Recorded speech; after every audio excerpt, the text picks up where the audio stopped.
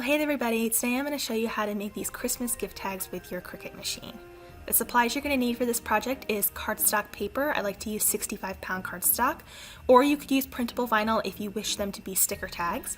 You'll need a printer, you'll need your Cricut machine, and you may also want ribbon or twine if you're going the cardstock route. So let's go ahead and get started with this craft. First, to get started, you'll want to download the templates. Of course, you could follow this tutorial if you have your own file images, but if you would like to use mine that I'm showing here, then I'm going to show you exactly where to get them. You'll want to go to members.abbikirstencollections.com, and if you do not yet have an account, go ahead and create one. You'll see a create an account option on the home page that you will land on. And my Nutcracker sticker gift tags here are a freebie, as well as the Nutcracker clip art that also kind of complements it as well. So those are both freebies. If you would like the gift tags here that we're going to be printing onto cardstock, that's part of our premium member option, but you can check out more details on that. In order to download any one of these, you'll just first want to search it at the top. All you need to do is search Nutcracker or gift tags, and you will find all of these that will come up immediately. There is a search bar right here at the top, so you'll be able to find them easily. You would click on any one of these designs that you want to download, and then you'll just want to click on download all files, or if you want to download the images individually, or a PDF if you happen to be watching this and cutting by hand instead, then you can absolutely do that as well. Once you've downloaded all of those, you'll want to head over to Design Space where we'll import the files. I've already imported my files here, and if you're new to Design Space, all you would do to import our files is to click on that upload button that's in the left hand side of Design Space. You'll click on upload image, and then you'll browse your computer to wherever you saved the file.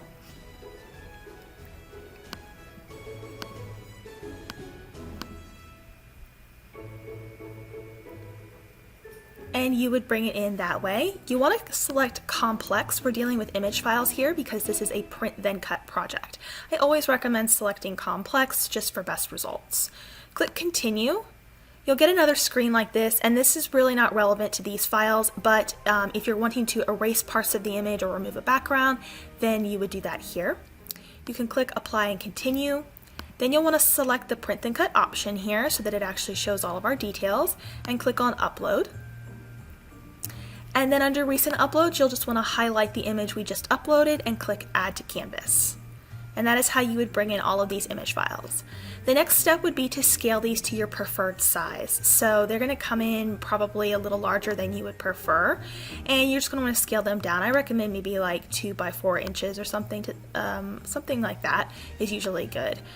For these files here, I do a little over 4.5 inches by 2.7 inches here if you're doing more of the tag ones, but ultimately that's up to your preference if you want to make them a little smaller or a little bigger. For these sticker options down here, the Nutcracker options, I'm going to be putting those on printable vinyl sticker paper to work as something that I would stick directly onto my gift box. Whereas these over here, you can thread with some ribbon or twine and tie them on. You could also stick these on too if you wanted to, but they do have a hole if you would like to actually tie them onto a gift. So since these are actually going to be done on printable vinyl, I'm going to go ahead and get these off of my screen just for a moment and come back to them when I want to load the printable vinyl into my printer. I'm going to start first with printing off the tags here on cardstock. So I'm just going to hide this in my layers panel to get that off of my screen so it doesn't put it onto my cutting mats. So all you would want to do is click on the make it option there, and it's going to sort our project out. You'll see a black box appear around this. This is normal. This is just your registration box. That is what allows your Cricut machine to read these files once you have printed them off on your printer. So we're going to click continue, and then you would send this to your printer, and you would go ahead and let your printer print it off, which I'm going to show you in just a second, and then it's going to cut these out once we load them onto our mat. I'm going to be selecting 65-pound cardstock because that's what I'm printing this out on. However, if you're going to be doing the sticker tag options, the Nutcracker options, which you'll also see in this video, then you would want to select printable vinyl. I do recommend using printable vinyl. It is much smoother, much nicer to use than a sticker paper in my opinion. Okay, so let's go ahead and print these out and then get them cut out.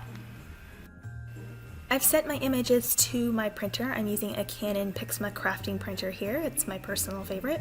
And all of the images are getting printed off now, and I'm also printing off my sticker tag options here, which are on printable vinyl. So I'm getting them all just printed out in advance before I head over to my Cricut machine to load all of those up onto the cutting mat. Okay, so here we are with our Cricut machine. We have all of our images printed out. I'm going to go ahead and place this at the top corner of my mat here. I'm using a standard Cricut mat for this. Again, I've selected 65-pound cardstock for these tags because that is the material that I have printed them out on. So I've loaded my machine here, and the first thing your machine will do if you're new to Print Then Cut is it's going to take a couple of moments to scan the page, and what it's doing is it's looking for that black registration mark that's going around it in order to know where to cut precisely on the mat so that you're able to get a good clean cut on your design. So the only way our Cricut could possibly know where to cut on the mat is with those black registration marks, which is why it's important to always print out your design through Cricut Design Space before you load it onto the mat. That way we have that black registration box around it that Cricut Design Space provides for us. And once your design is done scanning, it'll start actually cutting out the tags for you.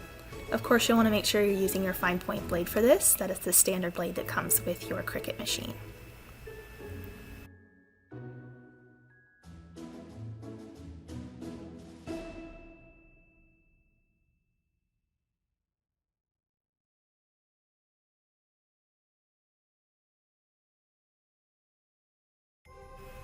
Okay, so my Print Then Cut is now finished. I'm going to unload my machine by pressing that flashing arrow button to unload the mat. You'll want to flip your mat over and then peel the mat away from the cardstock so that it doesn't curl your cardstock paper. This is the best way to remove material when you're removing anything from your Cricut mat. It's best to peel the mat away from the material to help eliminate the curling of it.